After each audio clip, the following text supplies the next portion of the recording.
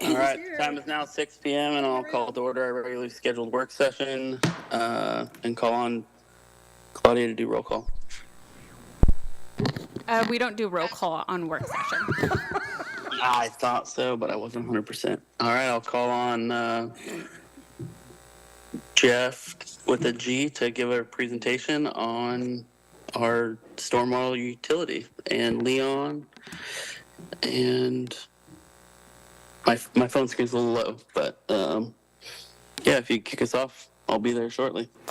Yeah, and I'm actually going to hand it right off to James and Lee and Mr. Kennedy here to give the presentation, because they've been the ones working diligently on this for the past few months, and they're a lot more informed than I am.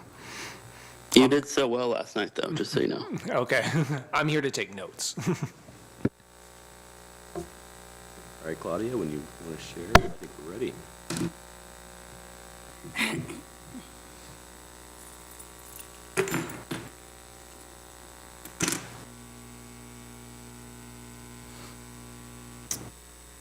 Thank you, Council, for allowing us to speak tonight. We're excited to talk about a stormwater utility. You need to speak into the mics. Is that better? Much better. All right. I apologize. My voice sounds like a frog. I'm dealing with lovely Oregon allergies. So thank you for allowing us to speak tonight. I'm James Lofton, city engineer. Leland Kester with our wastewater operations. You can go to the next slide, Claudia. And John Kennedy here, he's a member, he's our representative from our project advisory committee. Wanted to start off by saying special thanks to city staff member Chip Olstead and our consultants, Deb and Christina, and all of our PAC members. They put a tremendous amount of work into this, spent a lot of time discussing a lot of details, and they heard what was conveyed back to us, what council's direction was back in August. We've looked at other communities and their stormwater utilities. Stormwater utilities are not a new thing, but we've looked at what they've done, we've looked at what works, and we've looked at the uniqueness of McMinnville, and we're bringing recommendations tonight for discussion on a utility that we believe will work well for McMinnville. Next slide, please. So for the agenda, we're going to start off by going over our community values and mission. We're going to take a minute to go back and review where we've been by looking at our existing storm infrastructure, regulatory requirements, and current funding scenario. Then we'll look ahead to where we're going and discuss the need for the stormwater utility, and then go over the recommendations from the PAC. We'll also end up with talking about our next steps, where we're going. We have several spots along the presentation where we will pause for questions, and so if you can hold on to those till we get to those points. When we get to the recommendations, I anticipate that will be more of a back and forth discussion as we go through each slide. But we'll start off by giving it to Mr. Kester. Oh, nope, that one's mine too. A mission for the city of McMinnville delivers high quality services in collaboration with our partners for a prosperous, safe, and livable community. We also have the values from, this is taken from our MacTown 2032 of stewardship. We're responsible caretakers for our shared public assets and resources. And one of the council goals is growth and development of character. Create and implement an environmentally sustainable plan. This mission, values, and goals are strong elements of our community and that staff strive to implement. Next slide. We do have some limitations, though, to meeting this, and particularly for the stormwater utility or stormwater system that is existing in our city. We have a lack of sufficient sustainable resources to meet. We're challenged on our operation of our stormwater system. We're challenged on the rehabilitation and replacement of infrastructure, given the lack of funding. And we are challenged with maintaining compliance with an ever-expanding regulatory environment. We're also identifying that this current funding is not equitable. It does not fairly allocate costs based on the use. Now, with these limitations, it's not all bleak. We have an opportunity, and the opportunity is to consider adoption of a stormwater utility that can provide for a more equitable, sustained resource for a stormwater system. And we're going to dive in that today. Go ahead, Leland. So to start with this evening, I'm going to go over some of our infrastructure. So presently, with our stormwater system, we have 145 miles of stormwater pipelines. We have 45 miles of open channels or ditches alongside roadways we have to maintain. We have 3,665 catch basins for the stormwater system. And then there are 17 public and private detention basins that we will have to take responsibility for in one form or another. Now, for a stormwater system or utility, typically you have a preventative maintenance function, you have emergency repairs, you have your capital projects line items, you have your regulatory compliance issues, and then, of course, with new systems and new development, you have to have a development review of those stormwater systems. Before we move forward, can I ask a question here? Go ahead. On the infrastructure that we currently have, how did that get paid for? How did that get put into place, in place, and how is it currently maintained? With what costs? Is that straight out of the general fund? It is a shared cost between the general fund, wastewater fund, and transportation fund, basically. And we'll cover over that a little bit more later. Will you cover how this all got paid for to begin with and how future will get paid for, assuming we don't have this fee? So the current maintenance is what we'll cover. The existing system, how it got there, some of it is over 100 years old, so I can't answer exactly with how it got there, but the majority of new systems going in are put in by development, or it would be done as a capital project to provide an opportunity for more development. Say there's a capacity improvement necessary. Our existing system, I would say we do not have a great understanding of exactly what's there. There's some that is not mapped all the way. We haven't finished TVing or understanding the nature of all of it, and so it is a little bit of a gray picture when it comes to how exactly the existing system got there. Okay, thank you. But just to clarify, majority of all the stormwater piping is put in when something new is built, correct? That is correct. Okay, thank you. I think now the code is requiring, I mean, I could be wrong, but when some remodeling, some updating to some facilities results in some, I guess that's ownership of the land, though. It's the piece connecting from the land to the existing stormwater system is being required to be upgraded and done as we go along. We don't have current code for stormwater. That applies to sanitary services and then frontage improvements like sidewalks and street trees. But we don't currently have that when people are remodeling their home for stormwater. Well, when I remodeled my business, I was required to put in brand-new catch basin and piping all the way to the existing stormwater system as part of that upgrade. It was literally a third of the cost increase to the remodel of my building. And that was back in 2008 when that was done. I can't speak to back to then, but we do look at proposed projects and their impact on the system. And if it's foreseen that it does have an impact that's different than current, then yes, we would require some stormwater improvements to be done with that. All right, I think we're ready for the next slide. So one of the regulatory side of things that we're presently dealing with is the mercury total maximum daily load, which I believe we did some presentations for you in the past. So our TMDL plan was approved by DEQ in 2022. It's basically a 5-year plan we have with them, which has different components of, such as we have to do public outreach each year to different groups or organizations. We need to develop new ordinances, and I think that's on schedule for the next year, if I remember right. We have to have staff training so that staff is able to identify illicit discharges and to be able to monitor for erosion control violations. Additional inspections and tracking are needed for our current system to meet regulatory requirements for the mercury issue, and we're also having to develop guidance documents for all of this plan. We also, for local erosion control, permitting program, and enforcement is another component of that mercury maximum daily load, which is the reasoning for the staff training. Next slide. So future. So upcoming regulatory requirements is the MS4 permit, Municipal Separate Storm Sewer System. This is one of the fears we have presently as this is starting to move forward. And basically there is an MS4 Phase 1 permit, and then there's an MS4 Phase 2 permit. The Phase 1 is for cities greater than 100,000.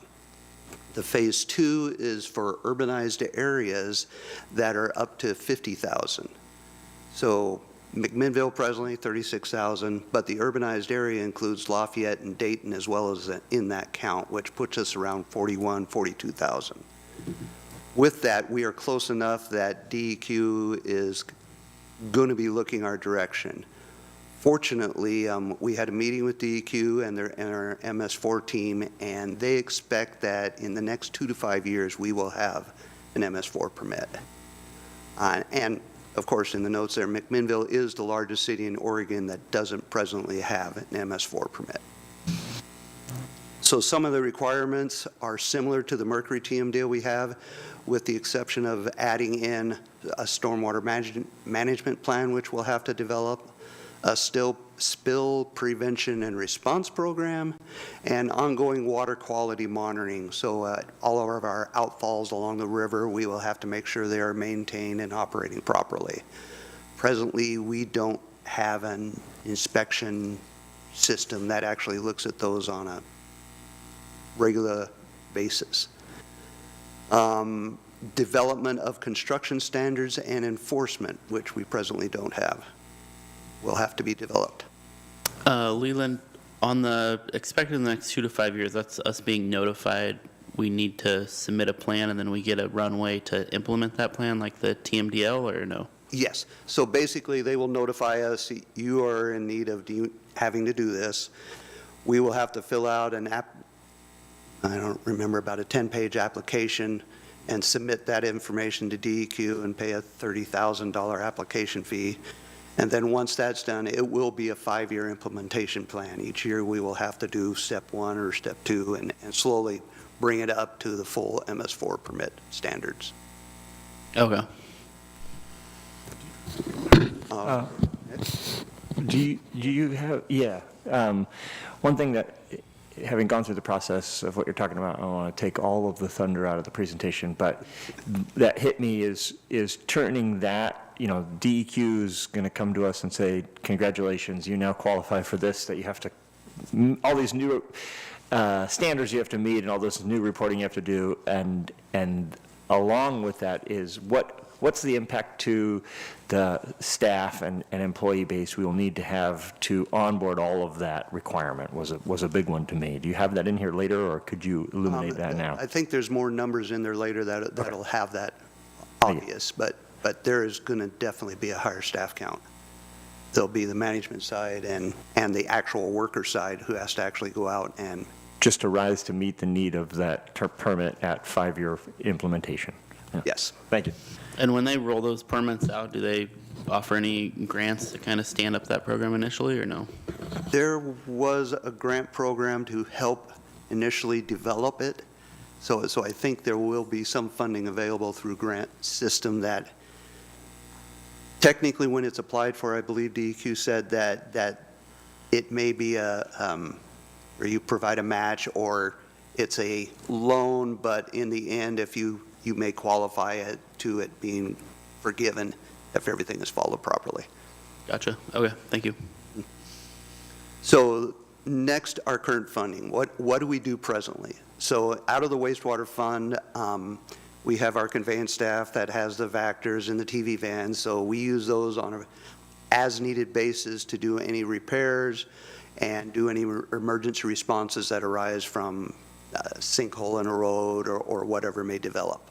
And that's roughly around $60,000 a year. Street fund presently, street sweeping, the LEAF program, and demand for repairs or emergency responses is running around $440,000, which a majority of that is just the street sweeping and the LEAF program. The emergency repairs in the roadway are mainly covered by the transportation fund. If a stormwater line is outside a roadway and is an easement area, then the wastewater covers that repair, such as the recent Orchard Avenue line repair we had to do that was in an easement area, so the wastewater fund paid $87,000, I believe it was, to take care of that repair. So of that 620, what would be eligible to be expensed to this utility versus what would still need to come out of the general fund or street fund? The thought and moving forward is that the stormwater utility would pay the full funding of the stormwater system, and that wastewater would pay for wastewater, transportation would pay for roads. Okay, thank you. Mm-hmm. And I believe the next one's back to you, James. So why consider a stormwater utility? Next slide. We got some reasons up here. It provides a more equitable distribution of costs. As discussed earlier, the intent would be to have the costs of this utility be bore equitably by depending on the use or the demand. It establishes rates based on demand or use for the stormwater system. Common way of establishing that is on impervious area. That is, the majority of utilities in Oregon utilize impervious area as a way of measuring the demand on the stormwater system, because that majority of water entering the system would be coming off of paved surfaces or impervious surfaces. Reduces the demand on the wastewater and street funds. As you can see, that that impact that those funds are currently bearing is substantial, and it would free up those funds to be used for those utilities. The street could use those funds to help with maintaining the street and doing overlays and street-related activities. It provides a stable, sustainable funding mechanism. The reality is being a reactive maintenance scenario, it's not stable. It fluctuates wildly, and you're going from emergency to emergency. And without having an emergency fund or anything set up, it's difficult to handle that. And so it fluctuates wildly, and it impacts, as we discussed, our sanitary and street funds. This would provide an emergency fund, essentially with the utility, to help make it more stable to where we are handling this system proactively. The sustainable funding mechanism through utility billing has been proven to be sustainable as well. It improves community safety and reduces the risk during flooding and storm events, as we're able to have a proactive program to go out and maintain the system proactively. We're not dealing with emergencies. The impact on our communities will be less, and it is anticipated that it will increase the safety and reduce those risks of our community. And lastly, it protects our waterways, or helps protect our waterways from pollutants and sediments. Next. So a typical utility framework, and this is what we've been working towards, starts with local adoption and implementation of local code changes.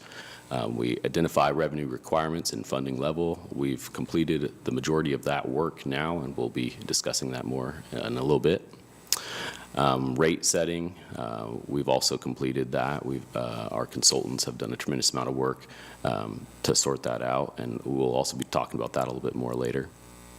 And then ultimately, the easy part is just the administration, just developing the support system and billing it, of course.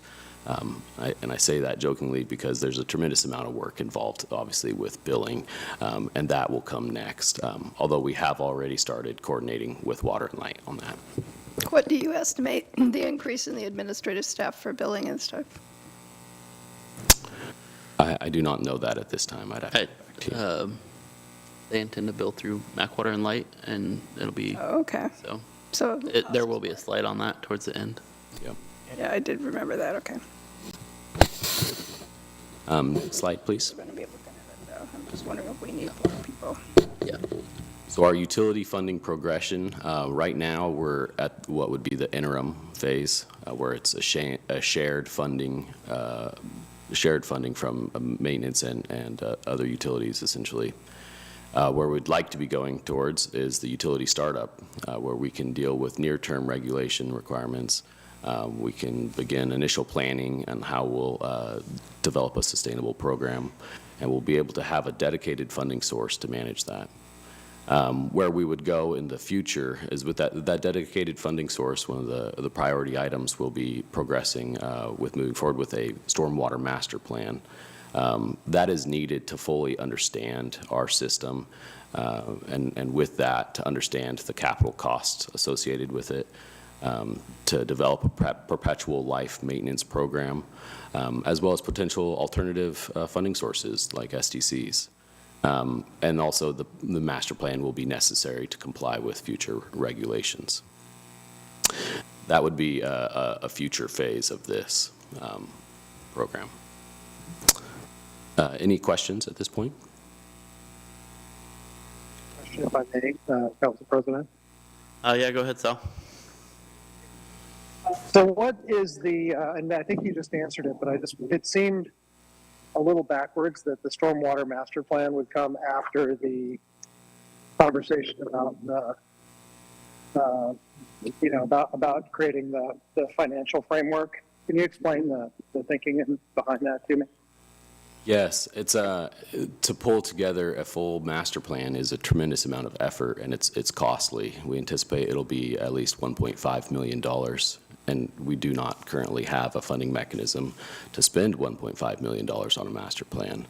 And so the idea was, let's get a utility established that can get the framework overall worked out. We can deal with a lot of the issues up front and get something established so we can begin billing and begin that investment in the utility right from the get-go. And the main investment right up front would be investing in that master plan. So then we could, I would say, refine the utility at that point.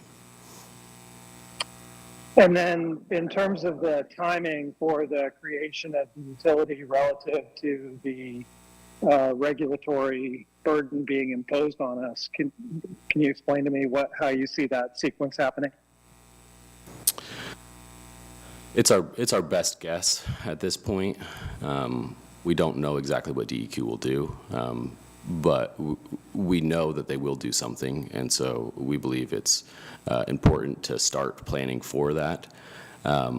We can look at what the other MS4s for other communities have implemented, and if our master plan were to go ahead of, say, DEQ in imposing an MS4 permit on us, we could at least be planning for a similar MS4 permit as what other communities are faced with. And then when we do receive that MS4 permit, it would be easier to implement it with maybe just a standards revision rather than an overhaul.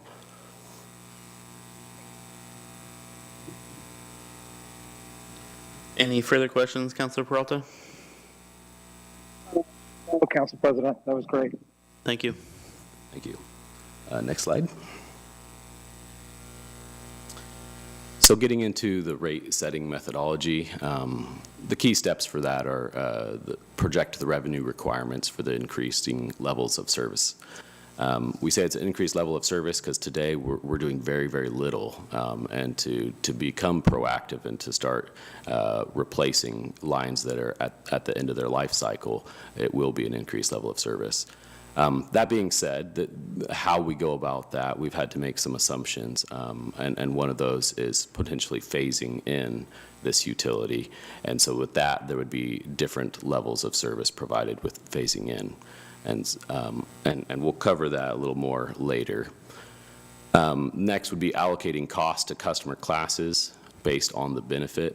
As discussed earlier, the benefit primarily being impervious area that we're measuring. So the more impervious area you have, the bigger load you have on the system, the more benefit you're receiving from that system. And so it's appropriate to allocate costs based on that benefit. Next step would be implementing the ordinance that allows us the authority to begin with the stormwater utility. And then again, that final step of getting the billing in place and starting that. Next slide, please. Question at this point? Go ahead. Go ahead. You're using the term, and maybe I'm going to get it a little bit wrong, but impervious, it sounds like basically concrete and asphalt. But are you also describing buildings as well? I'm just trying to think about when you're talking about impervious land or whatever the term you used is, That is how correct. does that relate to physical structures and That is parking correct. lots? Yeah. The level of imperviousness is quite an engineering debate that you could get into, but for simplicity, it's hardscape surfaces, including roofs, sidewalk,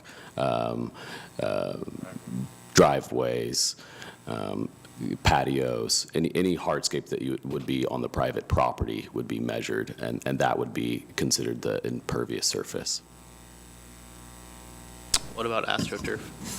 Is that A lot of AstroTurfs, that one actually was debated extensively in Salem. A lot of, depending on the design, we'll have an under drainage system, and depending on that design, we'll have a system that's designed to infiltrate, and some of them are designed not to infiltrate, but to drain out to the street. So depending on the system design of the AstroTurf, it could go one way or the other, and it comes back to what the engineer that designed that system, what it was designed to do.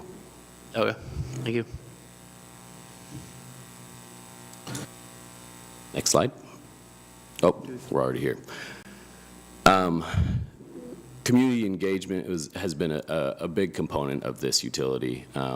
We've been blessed to have a very active project advisory committee, 12 members that have met 4 times since October. We've covered a tremendous amount of material and data and had great discussions on how to set this up. We've also, outside of the PAC meetings, we've also had other outreach efforts. The engineering website has information on it. iHarkMat has information on it. And we've had the local newspaper invited to our PAC meetings, and they've produced several good articles on what we're doing with the utility. Additionally, we have an upcoming meeting, May 9th, where the community has been invited to join us with any questions or concerns. Any questions at this point?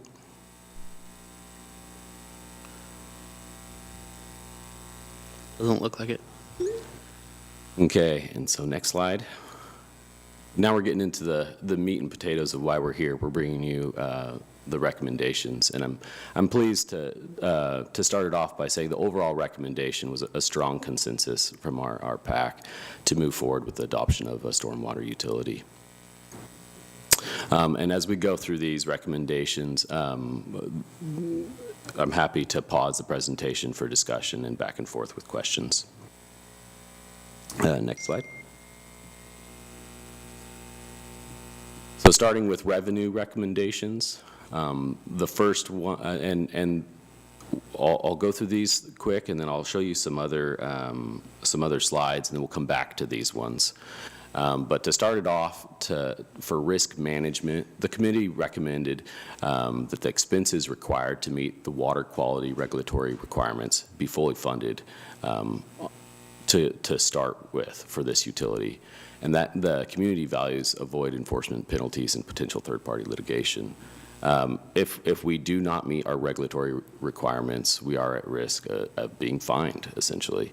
And so we felt it was important to, right from the get-go, to at least the minimum, however this gets phased in, address the requirements of that stormwater system, regulatory requirements. The minimum fund reserve, also given that our system is quite old, and there's I would say a higher level of risk for failure, which can be more of a reactive or emergency type method of addressing those. You have a need for an emergency fund. And so we anticipated that it was important to set that up from the get-go.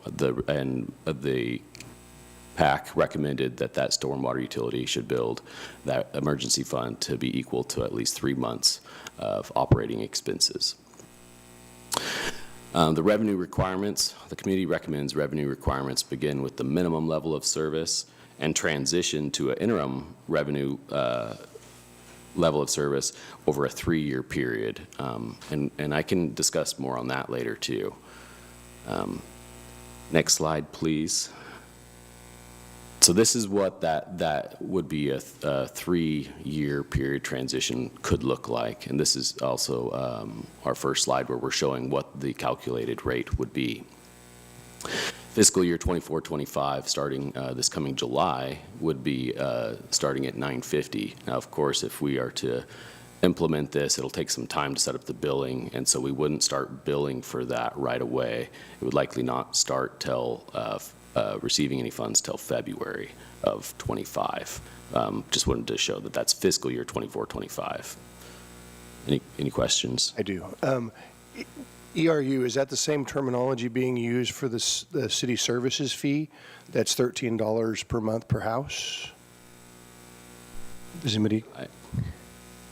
ERUs is the equivalent residential units. Right, is that how we're calculating? Anybody here be able to answer that question? Is it the same? No, the equivalent residential unit is set up as the average amount of impervious area you would see in a typical single-family home, which has been calculated as 3,500 square feet. So an equivalent residential unit is 3,500 square feet. So if you have a large commercial building and parking lot, for example, you would take all the impervious area divided by 3,500 to figure out how many ERUs you would have. I get that, but what I'm getting at here is we've just assessed a $13 per household city services fee, and is that if I look at this and it says $950, is that basically going to be assessed to those same homeowners? It's a different calculation, but is it going to work out to being now I'm doing $13 plus the $950 to the same people, or is this how it's being divided up to the population different?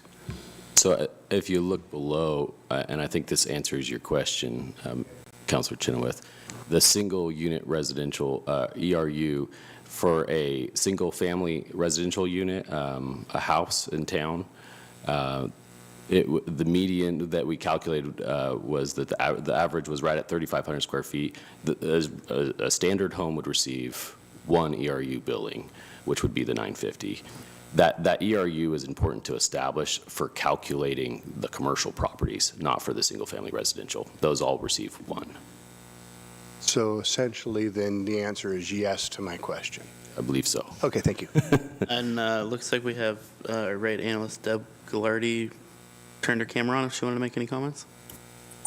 Yeah, I just wanted to confirm that that is correct for the purposes of both city services fee and the stormwater fee as proposed in this initial fee phase would be a flat fee applied uniformly to all single unit residential customers.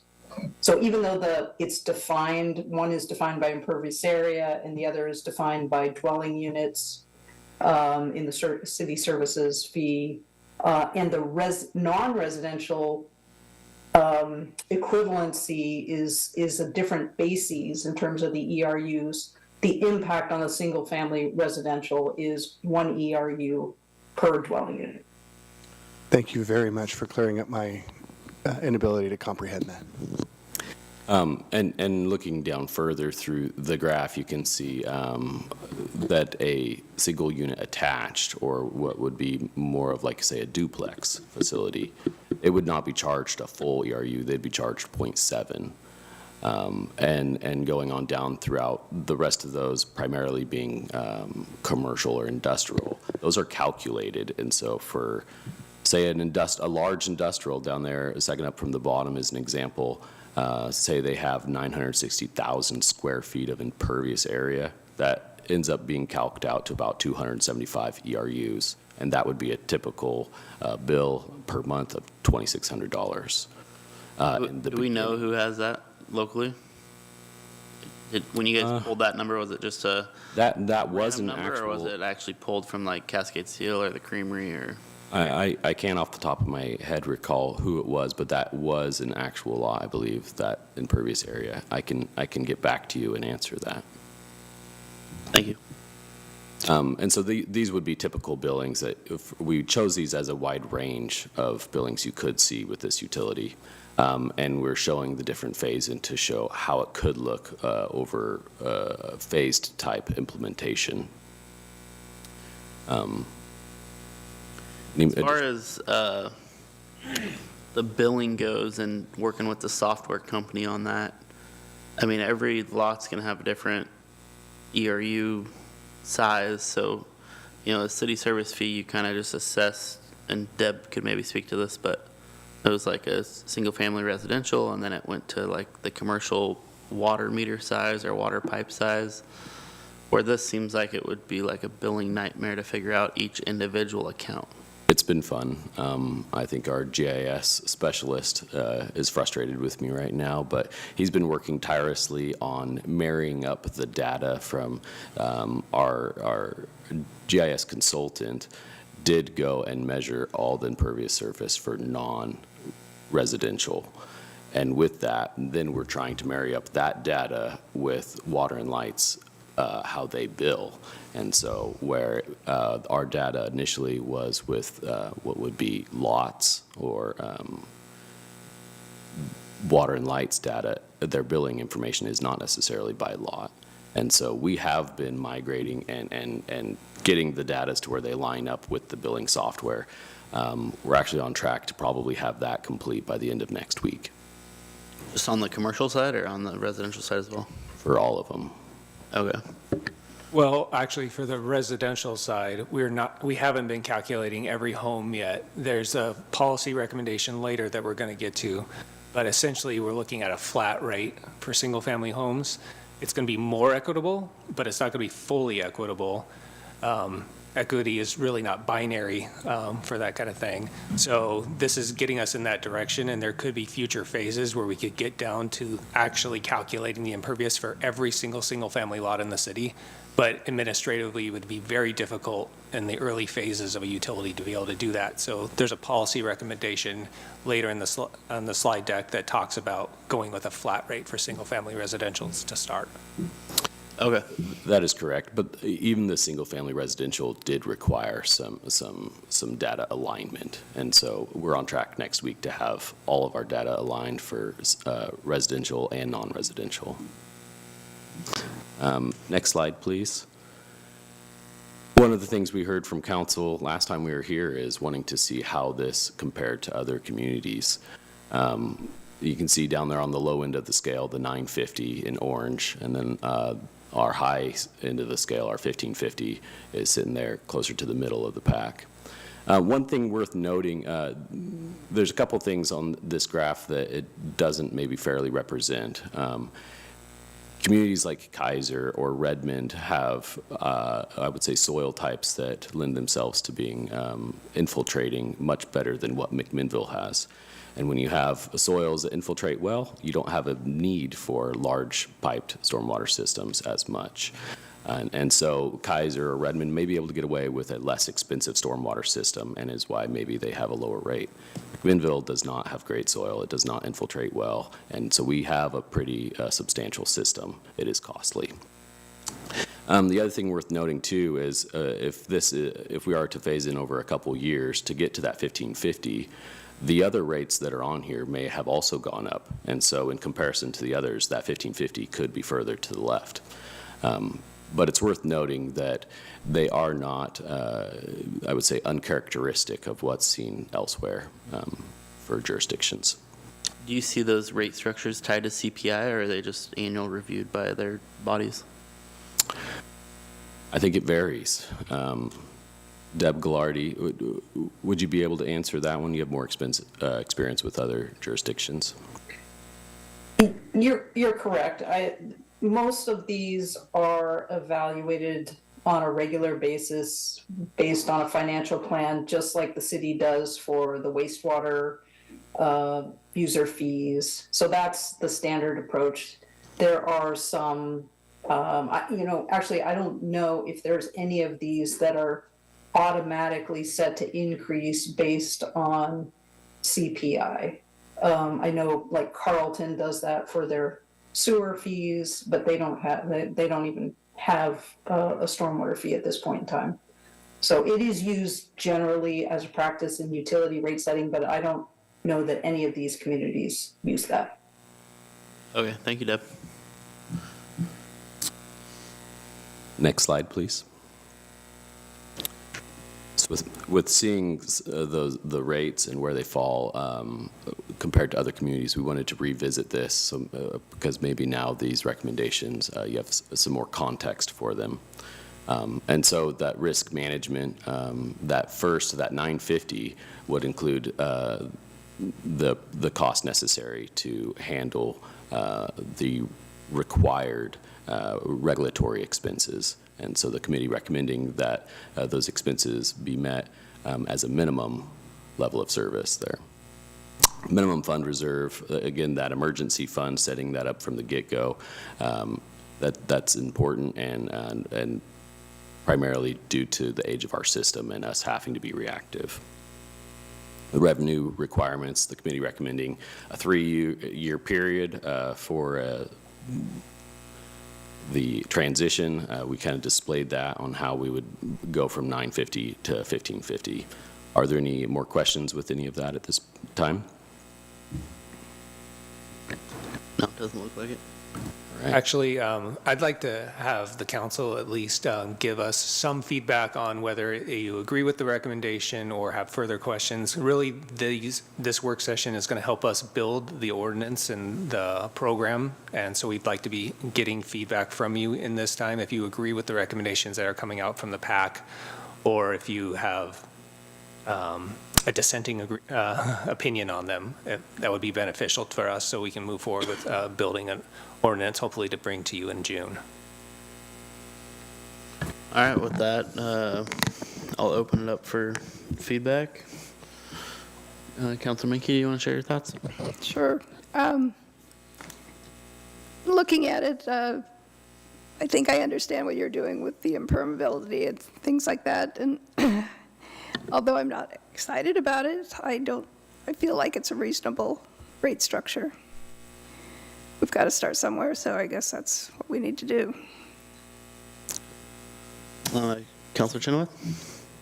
I know this is going to come as a surprise to most of you, but I am not in favor of this at all at this time. I don't think that the pattern of adding and increasing fees, offloading costs to another utility out of the general fund in order to free up more money out of the general fund, I don't find any of this to be a way that at this point I think is a good idea. I do understand going forward that there's going to come a point where we're going to have requirements put on us by DEQ that's going to require these kinds of programs to be put in place. But a population of 36,000 people can only sustain so much taxing and fees. And the pattern over the last 6 years, since I got involved in city council, has been to increase the burden of taxation upon this community consistently. And I just can't continue to support that, given the pain that I'm hearing from my constituents and what they're already facing with increased costs from inflation and wage pressures. So I just can't support this at this time. Councilor Geary?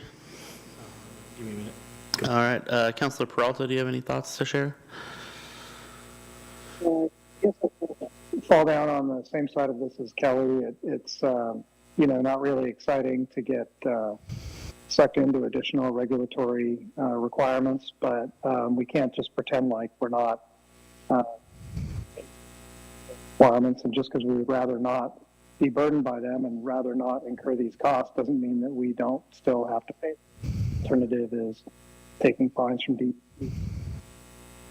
Enthusiastic about it. I would encourage maybe a slower, less expensive. We lost you there, Councilor Peralta.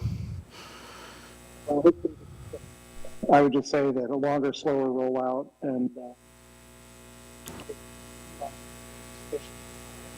We're losing you again. It sounds like maybe you're in favor of a longer and slower rollout at a more gradual increase over time, or pausing momentarily before implementation.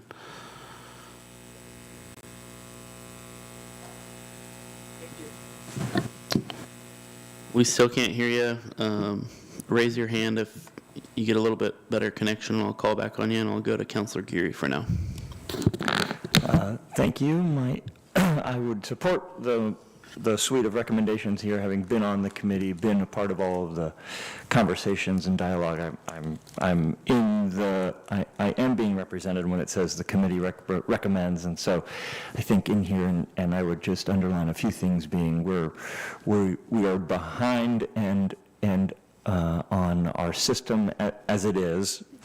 Adding to it all the requirements for the TMDL is a huge lift that needs to be met from something, from somewhere, and this is a way to fund that.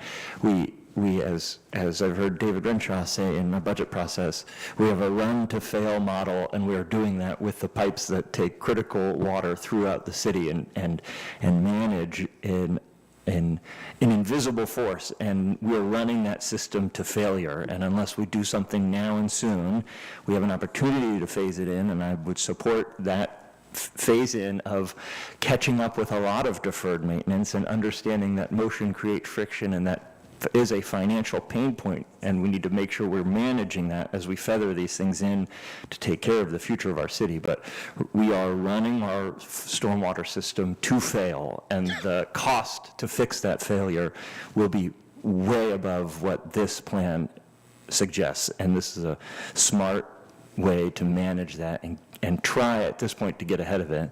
And so I would support this in here. And at risk of asking something that isn't wanted to do, but I would see if Mr. Kennedy here would like to, spell out his bona fides, because I don't know if we all know who we're talking to or in the presence of here, in terms of the city's wastewater and stormwater history, but to see if he would like to add anything from the committee's recommendation perspective. Thanks, Zach. I would start by also acknowledging other members of the Citizens Committee that are here tonight. And there was a lot of concern expressed by several members about the affordability of this, taking on this burden, especially to the people in this community that can ill afford it, that can least afford it. So I think the committee, just to share with you that the committee was very thoughtful in approaching this. But it's clear, several things were clear.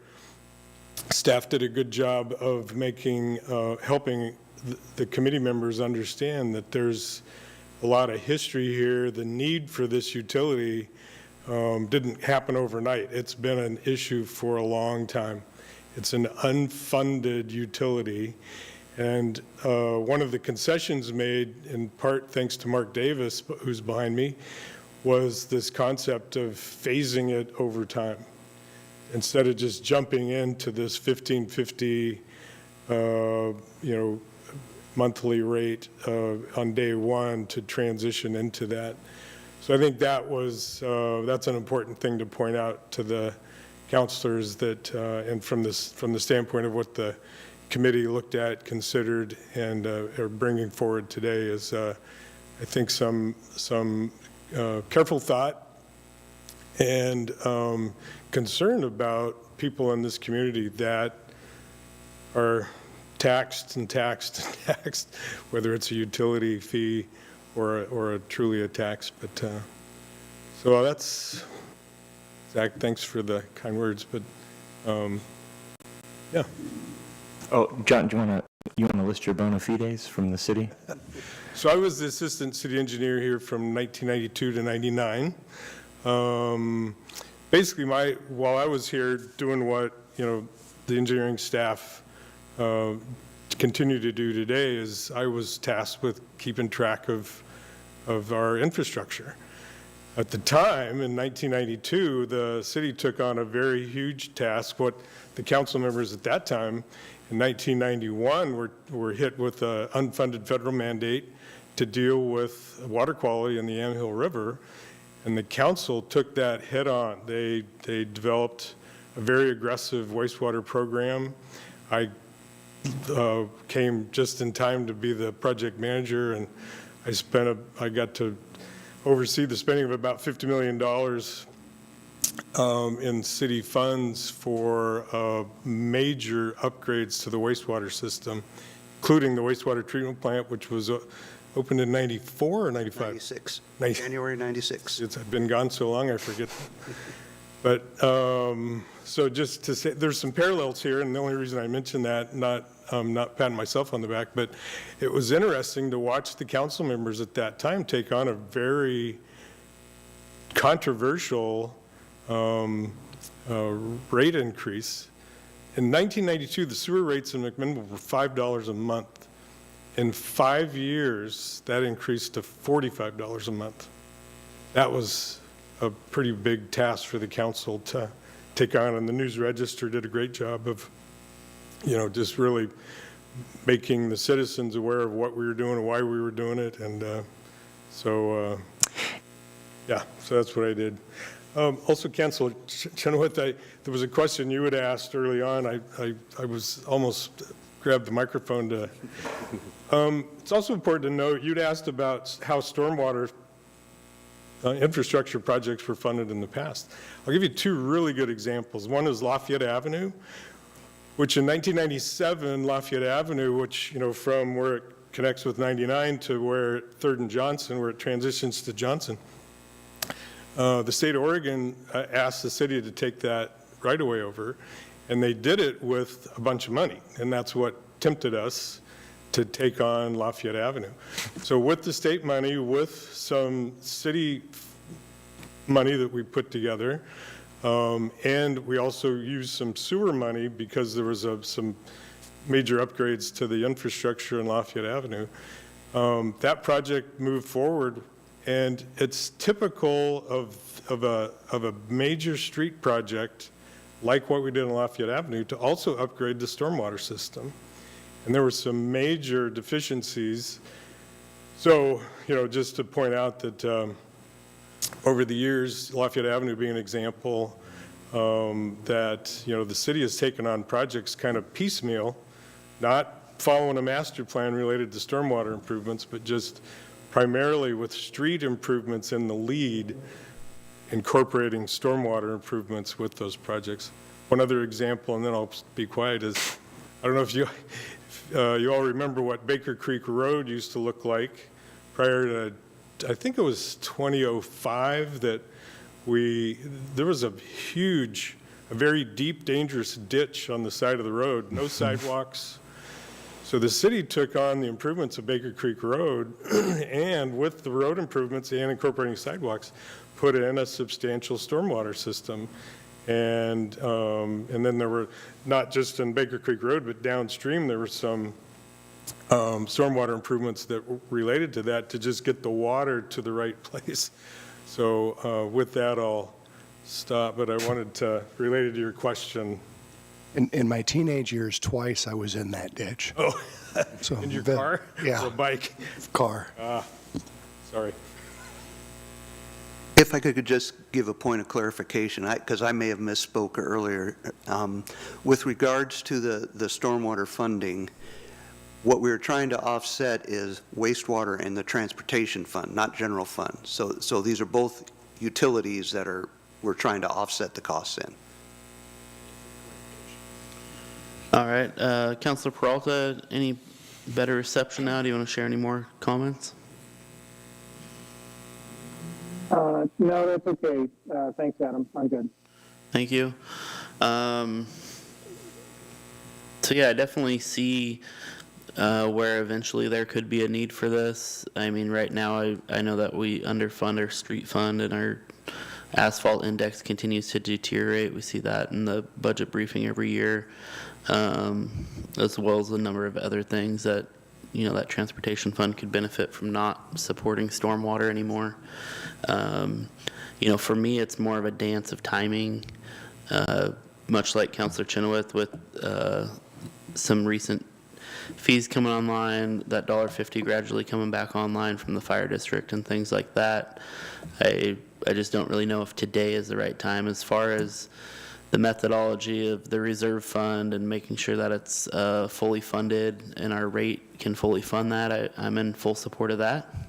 I just don't know if right now with other things that we have on the horizon, like the MacPac project, if rolling out a stormwater utility is really in the best interest timing-wise of the citizens and their budgets.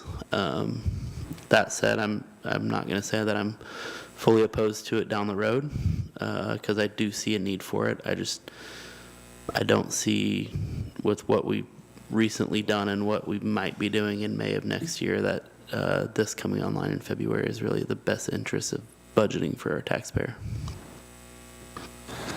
I just want to add that if there was a policy decision to delay it, remember that the stormwater infrastructure does not turn off. It will still be there. It will still continue to deteriorate, and we'll be kicking a larger can down the road over time. Just make sure council takes that into understanding with something like this. As I mentioned yesterday, and Adam, you were there, for overly simplistic explanation of infrastructure with 145 miles of piping. If you assume it lasts 100 years, which it usually does not, especially depending on certain generations of pipe material and whatnot used, you should be saving up or replacing enough to save up, replacing or saving up to replace 1% of that system a year. And that is 1.4 miles of pipe that you would be wanting to replace every year. And currently we do 0. So just want that to be aware. And I fully understand the policy decision with what the residents are having to pay right now, but just want to make sure that it's on record from the staff recommendation that this system will continue to be used. It will continue to rain, and it will continue to deteriorate over time. Yeah, and we definitely know that, when there is heavy rainfalls, it's a scramble for public works, and there's residents that see flooding, catch basins that don't keep up, as well as, we have Joe Dancer issues and all sorts of things. So fully understand that. For me, I think if we were going to bring this forward at anything near the timeline that's laid out here later on the last slide, I would need to see, what revenue is actually required ahead of an MS4 mandate. Because we talk about the MS4 mandate, but I also heard Mike Bissett talk about the TMDL for a decade before it actually ever showed up. So I don't want to enact a stormwater utility personally that we actually don't get a DEQ ask or mandate for the next 5 years, and then we have a 5-year runway for that, and we're enacting it today. Not to say we don't have funding needs currently, but does that current rate structure that's been laid out on this 3-year phase need to be what it is if we don't have an MS4 permit? And could we make a policy decision that when an MS4 permit hits, this is what we're going to do? That's a great question, and we do have a slide here that might help illustrate how this could roll out. Could you go to slide 29? Very bottom, one up from the last slide.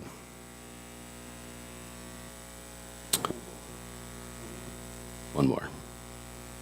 This was a backup slide. We didn't plan on having it in the presentation, but we anticipated that there may be a need to see how the dollars could be spent as this was rolling out. So year one, with the delayed implementation, would only have about 42% of that year actually billing. That greatly affects the ability for the utility to gain the funds necessary to start implementing the stormwater master plan. But that year one, as we discussed as a priority, you can see down near the bottom, the reserved contingency line in blue. We'd be putting money away right off the bat for that contingency to deal with emergencies. You also see above that a little ways is the master planning, almost 300,000 put towards that in that first year. That first year would also, the rest of the costs above that is the 620 that's currently bore by streets and wastewater. That would be handled by the stormwater utility. Phase 2 or fiscal year 25-26, when we bump up to the 1250, you'd see our ability to tuck away a little bit more into that contingency goes up. We're able to get it up to 400,000. We're also able to save the remainder of what we need for the master plan, so we can start that effort and really learn our system and how to maintain and operate and deal with our worst issues first. Year 3, when we get to the 1550, at that point, we're able to hire some staff and start on capital, some low-hanging fruit capital projects that we know we have to get to these right now. You'll see that 900,000 down there in capital outlay. And you also see that we're able to increase that contingency up to 650. That final year, we're anticipating that we wouldn't have to put money towards the master plan, but we're actually in the process of going through that master plan and designing it. Then future phases would be the post-master plan in future years. While we've done our best guess at knowing as much as we do about our system at what we believe is fully funded at 1550, there's a potential to learn more as we go through the master plan process. But really all we have there is just inflationary increases to the 1604 and 1660 in future years. We anticipate, our hope is that we learn enough through master plan and we have enough in contingency already that then we will have enough to deal with I would say a proactive program to be going out and maintaining and replacing failed lines and whatnot with a capital project program. And so this kind of lays out what we think it could look like, or projected revenue requirements. Any questions on that? No, and it makes total sense to try and put your money up front. In the long run, it's going to cost us less to build this while we have the time and while the rates are extremely low. I know it's not exciting for everybody, but I do think it's reasonable. Yeah. I do have a couple of questions, Council President, if that's okay. Yeah, go ahead. Thank you. What of those line items do you consider administration? I mean, if I'm looking at a guess, I'm looking at about 10% administration cost based on what I'm seeing on that screen. Is that a rough correct guess? Yeah, we have administration is baked in a couple spots. The personnel line item and revenue requirements, there's administration put in there. Billing obviously is completely administration. Right, but you also have, there's city support services in there, and then there's also up above in your upper area, I believe we have some costs for laborers and whatnot in the field as they're dealing with leaf pickup and whatnot. So there's overhead for labor cost up and some of those other ones as well. Well, labor I'm not as worried about as on administration. But would you say 10% is probably a fair guess on the administration side? 10 to 15? I think back of the napkin math is always, up for air. Fair enough. I won't pen it down. Yeah. And then the other question I had was, is there any way to go to grants for the master plan? To answer your first question, Deb, do you have a better idea on the percentage of administration cost? So when we put together the detailed revenue requirements, as you mentioned with Chip Olsted taking the lead there, he had identified, it depends on what you include in those administrative costs. And as was pointed out, the billing costs, which is, sending out the bills, the internal transfer for the support services, which is listed in the table here as city support services, and the franchise fees. were identified as the administrative costs. And under the minimum level of service, those costs, looks like in the table I'm looking at, which is slightly different format, were about $200,000 out of about $2 million for that minimum level of service. So yes, it's about 10%. And then those increase, well, the billing costs, those are the full billing costs, and they would just increase with inflation. The internal transfers increase as the staffing level increases, and the minimum level of service includes 2 full-time equivalent staff, and then it, under the interim level service, increases to 7. So those costs would increase incrementally. So I think that it's a question too of the franchise fee, which the committee had some recommendations about too, and delaying that. But depending on whether that's in or out, that impacts that percentage. Thank you. Councilor Chenoweth, another, when you look at a capital project, when it shows up in a table like this, typically a capital project alone has about 35% administrative costs. And when I say administrative costs, that's staff that are billing time to that project, consultants, primarily consultants. So Jeff, I don't know what your experience is with capital programs, but is that 35% in the ballpark for administrative? Yeah, typically, design costs are 10%, then management costs, usually another 5 on that. Then services during construction, you end up with 15%, and then another 10% for management. So administrative costs for capital, it's probably about right. For clarity, when I was looking at this, it seemed like it was low for administrative costs when I was trying to look at doing back of the napkin math. So I was just trying to see if I was missing something. But back to my second question, is there a way to go to grants for the master plan? It could be. It could be an opportunity.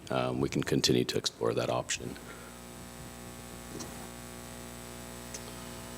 Any other questions on the projected revenue, or should we head back up to recommendations? Looks like we can head back up to recommendations. So, slide 21.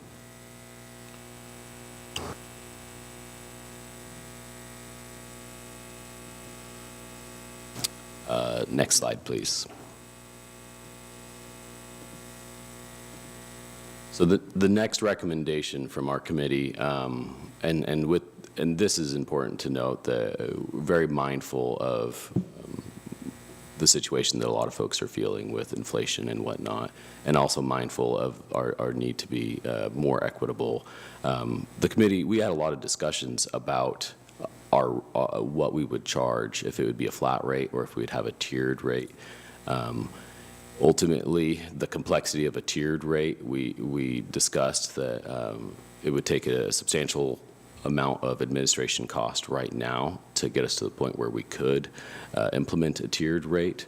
And we felt with the changes that we'd already have to implement from the stormwater master plan update, that maybe that would be a more appropriate time to implement a revised rate. And so the committee recommends a single rate be used up front for single-family residential initially.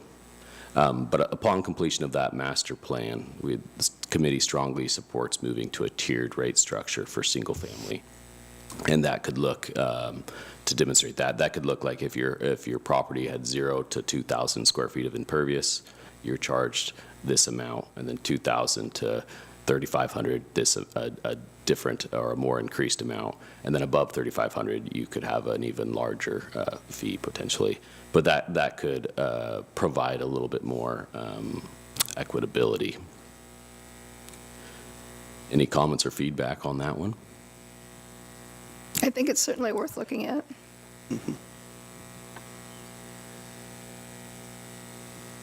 Doesn't look like anything else. Okay. I agree. Next slide, please. As discussed already, the single-family residential rate, after a statistical analysis, was determined to be a median was found to be at 3,500 square feet. This is worth noting. We did find an error in the Raftellus memo that was included in your staff report. We now have a revised Raftellus memo that revises the mistake. The 3,500 square feet did not change. That's still the recommendation. There was a revision to the numbers, a number of calculated ERUs for the city, and I can discuss that more later. But it's worth noting that that updated memo would be included in your staff report when we bring you an ordinance. Multifamily, commercial, industrial, and institutional. The committee recommends billings for non-single family residential properties be based on a measured impervious area as expressed as a percentage or number of ERUs. As discussed, those have all been measured already. And so, for example, if you have a property that was 3,500 square feet, or 35,000 square feet, that would be the equivalent of 10 ERUs, for example. Billing for the city and McMinnville Water and Light properties, similar to how we already handle our water and our sanitary services utility billings. The committee recommends that city and McMinnville Water and Light not be billed for stormwater services. Any questions or feedback on those? On the commercial and industrial clients, has there been any direct outreach to some of our community partners on that? Hospital, steel mill, air gas, creamery? We have a representation on the committee for those folks. We have Linfield is on the committee, as well as the steel mill. Other than that, there has not been more direct outreach other than our invitation to come to the community-wide event and give feedback and express concerns. Okay, thank you. Any other questions on this slide or feedback? All right. Okay. Next slide, please.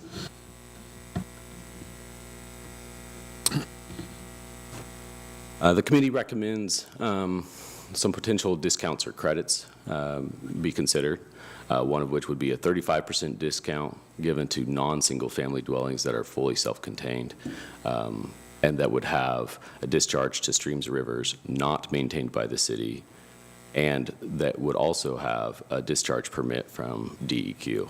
There are businesses that may have their own DEQ permit that maintain their own stormwater systems that discharge to the stream that is not maintained by the city. We felt it right, even though they benefit from enjoying our same streets that have stormwater systems, we felt their permit and their obligations to meeting their permit warranted a potential discount. At this time, the committee does not recommend discounts or credits for privately maintained stormwater systems, and that those would be ones without a DEQ permit, be granted until further considered as part of the Stormwater Master Plan. When we get into the Stormwater Master Plan and we're dealing with potential stormwater standards and how we address some smaller stormwater facility designs, at that point there could be an opportunity to look at discounts for those systems. But at this time, the recommendation is not to give a discount for that. Any questions or concerns? Do we know how many DEQ permits or how many users would fit that criteria? The steel mill does have a permit, and I believe the airport also has one. There's a potential for future businesses within the city to also have one as well, and so we wanted to make sure this was set up for that. Okay, thank you. have a question. Councilor Peralta? Well, thank you. Yeah, you may have already showed this, I'm sorry if it's in the packet, but could you remind me again the composition of the committee and was the recommendation from the committee to the council unanimous?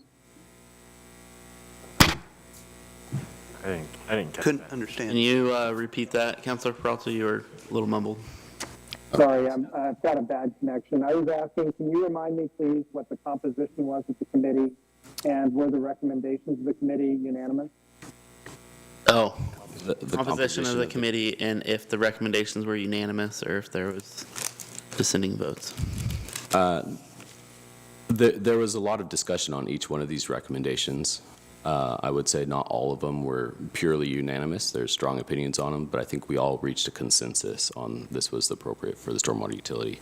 As far as the composition of the PAC, it was comprised of 5 residential customers, 2 commercial customers, 1 industrial customer, 3 institutional customers, and then 1 from the development community. So we had a pretty wide array of folks involved. Thank you. Does that answer your question, Councilor Peralta? Yes, thank you. All right, next slide.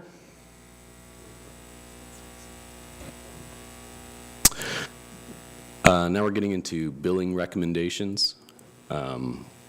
Coordination with McMinnville Water and Light. The committee recommends that the city work with McMinnville Water and Light to incorporate the stormwater utility billing in the same monthly billing statements that are already being produced by McMinnville Water and Light. It is worth noting here, while the discussion at the PAC was to have the Stormwater act as a utility and to be treated as a utility, we did not specifically talk necessarily about how that may impact billing that utility when it came to utility shutoffs or if someone didn't pay their bill. And so it's worth noting here, as staff has talked about it after our PAC meeting, that we would recommend that stormwater utility be treated just as the other utilities are, and same goes for potential utility shutoffs if bills are not paid. Minimum impervious area for non-residential billing. There exists plenty of empty lots here and there throughout the city that do have some impervious surface on them, but they may not be actively used. And so it was important to identify a threshold that would have to be crossed before it was billable. So the committee recommended a minimum billable impervious area of 500 square feet on a lot before, be used for billing non-single family residential properties.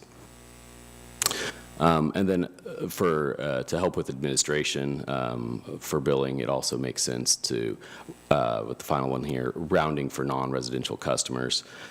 Those ones where we calculate the impervious surface and we calculate the number of ERUs, the committee recommends billing for non-single family residential properties be rounded up to the nearest whole ERU for simplifying the billing. Any questions? Comments, Councilor Chenoweth? Thank you. I'm just, I don't really have any disagreement with anything on this slide, but I'm curious how you shut off a stormwater utility. Same way you shut off sanitary. I believe they turn off water, or is it power? Water. Is water, okay. So you turn off. Mac Water Light turns off power first. Power first. That's usually what they do. Other municipalities that don't have an electric utility would typically turn off the water in that scenario, but that's also, it's a tool to use to get people to pay their bill. But there's also other tools that can be used, like programs that can be created to help people with billing assistance and things like that. So in order to enforce the bill, we would shut off the power. potentially, yes. Okay. Thank you. That's staff's recommendation. That's Water and Light, as you know, when we enacted the city service fee, was very against any sort of shutoffs for any city-related fees. They vocalized that last night at their Water and Light Commission meeting that I ran for the mayor while she's out of state on travel. And so I would definitely see this as a friction point with Water and Light. They don't set the rates. They don't decide if we implement this or not. But if we are going to utilize their billing software and their billing staff, they would have a say in that. Any other comments on this slide? And General Manager Dietz was a part of the committee and has been a part of these discussions the whole process as well, and has given helpful elements along the way for if this is where this is headed, this is how we did get there. So Awesome. And I believe that there's been very few defaults on the city service fee, and that doesn't have that shut-off component tied to it.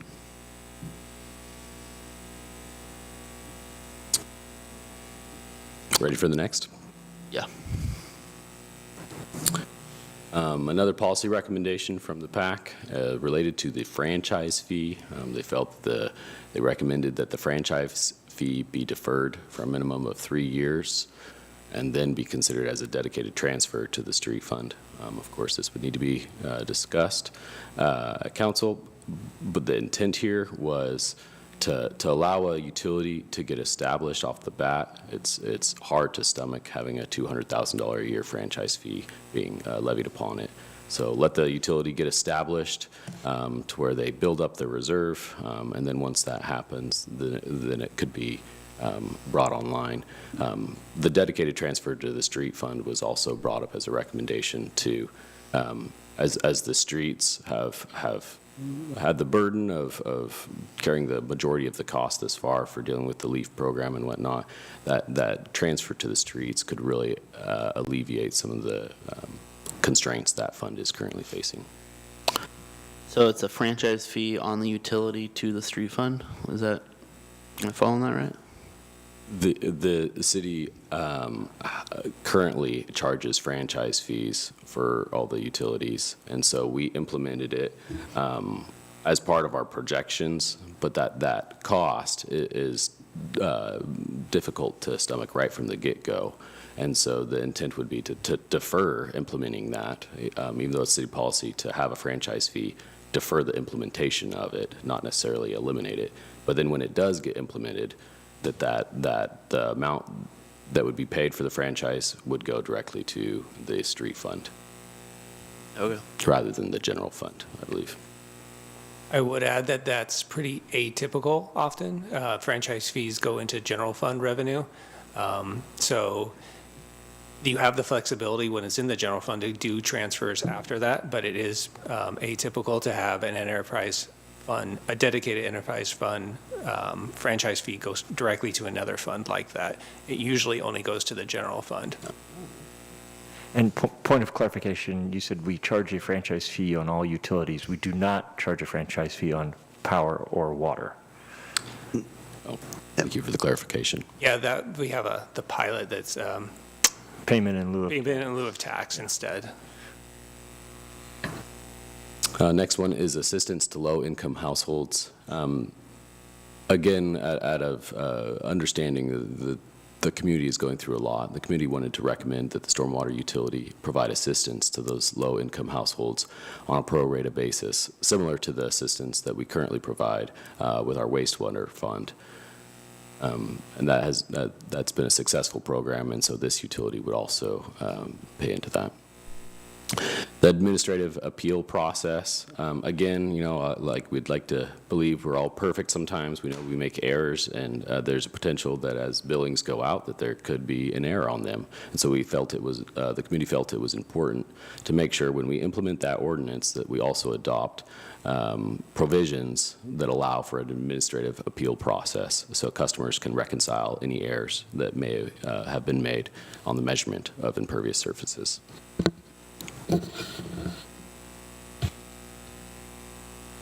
Any feedback on that slide? Looks like next slide. So here's our project next steps. This is, I would say, still an aggressive schedule, but it is maybe not as aggressive as previous ones. It's also, this is based off of feedback, direct feedback from Water and Light, working with them and their vendor on their timelines. And so we're to go through it real quick. I know it's kind of hard to see up there, but here we are in April at a work session. Next step is in May, hosting the community meeting to get some involvement and feedback. We plan on bringing that feedback to council with an update at the end of May. And with going into June, we plan on having the public hearing on June 11th for the potential adoption of the stormwater utility. We also have reserved June 25th if it gets continued. And then that gets us close to July, where the city will be entering into our IGA with water, and we'll be working on entering into the IGA with water and MAC Water and Light, which is, I've been told we have specific wording for that. IGA, it's a Billing Services Agreement. billing services agreement. It is an IGA, but the terminology that we're going to be using for describing that IGA is billing services agreement.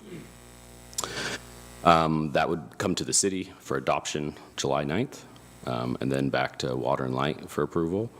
And then a notice to proceed shortly after, July 16th, to the software vendor, so we can get going on implementing the software changes.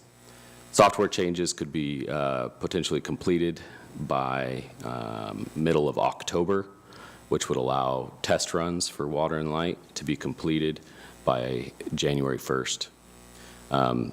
Billings would go out in January for potential revenue collection beginning of February. Any questions? Any questions or feedback on the timeline? Councilor Peralta, this is the last slide, other than one that says questions. Any questions or feedback? No comment. Thank you. I would just reiterate my previous stance that, timeline-wise, I don't know if there's much benefit to bringing this online in February of 25 versus bringing it online in a full physical year and having it teed up and ready to go July 1 of 25 for that physical year and running with it then. I'm one of many voices on this dais, so I'll let that fall where the votes may, but I think having that option might be beneficial when you present this to council. Thank you for that feedback. I do want to make one quick comment and thank Chip Olstad did the heavy lifting of getting everybody together, getting the pack scheduled and doing a lot of work behind the scenes along with Deb Gallardi and Christina from Raftellus. So I just want to thank them for all their hard work on this. Councilor Menke? Thank you for a very interesting presentation, very helpful. It's well put together. We appreciate it. One comment, after a 41-year career working with cities and a variety of different public agencies, I want to emphasize how important having a current master plan is. And it really is, without a master plan, your engineering staff are really sailing a ship without a compass. They really, if there's a way, even if this program is presented doesn't move forward, I hope the city can find a way to at least put funds together and potentially get a grant and get a master plan for the stormwater system completed. Any other comments from the dais? Councilor Geary? Yeah, I just want to say thanks for the presentation tonight. I was a part of the committee the whole way through, so I appreciate, while all of that stuff throughout all of the meetings was really good, at times it felt like we were getting pulverized by details and information and all good stuff, but I think you guys really nailed it here, that understood and distilled all those conversations and turned them into to recommendations that I think represent the committee's discussion. So thank you. Thank you. And Councilor Chenoweth?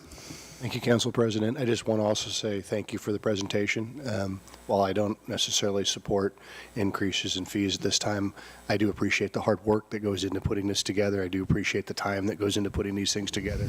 I know it was a monumental task, and I would like to really encourage that we look for grant opportunities to get this master plan in place. I do think the master plan is very important. I think with the unfunded mandates coming from the state, they should be have an incentive to want to help fund the master plan. And so I would really encourage that we be looking for opportunities to make that happen. Thank you. And Councilor Peralta, one last call if you had any comments. No, thank you. Just re-echoing the other statements of support for the work that was done on this. Thank you. Thank you. And I would echo that as well. Thank you to everybody that was on Zoom tonight and in person. Looks like we had a couple new members to the audience tonight, so thank you for being engaged. And with that, I'll adjourn our work session at 7:39 p.m. Thank you. Thank you.